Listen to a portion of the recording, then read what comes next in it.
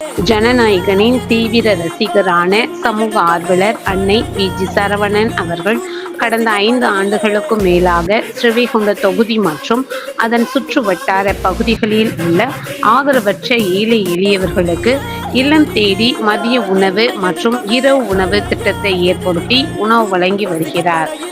இந்நிலையில் தமிழக வெற்றிக் கழகத்தின் ஐம்பெரும் கொள்கை தலைவர்களுள் ஒருவரான சமூக ஆர்வலர் அஞ்சலை அம்மாளை கொள்கை தலைவராக அறிவித்ததன் ஏற்பால் தமிழக வெற்றிக் கழகத்துடன் இணைந்து தமிழக வெற்றிக் கழக தலைவர் தளபதி திரு விஜய் அவர்களின் ஆசையுடன் கழக பொதுச் செயலாளர் அண்ணன் புசியன் ஆனந்த் அவர்களின் வழிகாட்டுதலின்படியும் 19/3/2026 அன்று 1374வது நாளாக ஏரல், உண்டியலூர், ஸ்ரீவைகுண்டம், கோட்டைக்காடு, சிறுதொண்டநல்லூர் மற்றும் கீழமங்கலக்குறிச்சி அதன் சுற்று வட்டார பகுதிகளில் உள்ள 163 ஆதரவற்ற ஏழை எளியவர்களுக்கு தமிழக வெற்றிக் கழகம் தூத்துக்குடி மேற்கு மாவட்டம் ஜனநாயகனின் தீவிர ரசிகர் சமூக ஆர்வலர் அன்னை வி.ஜி. சரவணன் அவர்களின் சார்பில் மதிய உணவாக முட்டையுடன் கூடிய குருமா குழம்பு சாப்பாடு வழங்கப்பட்டது.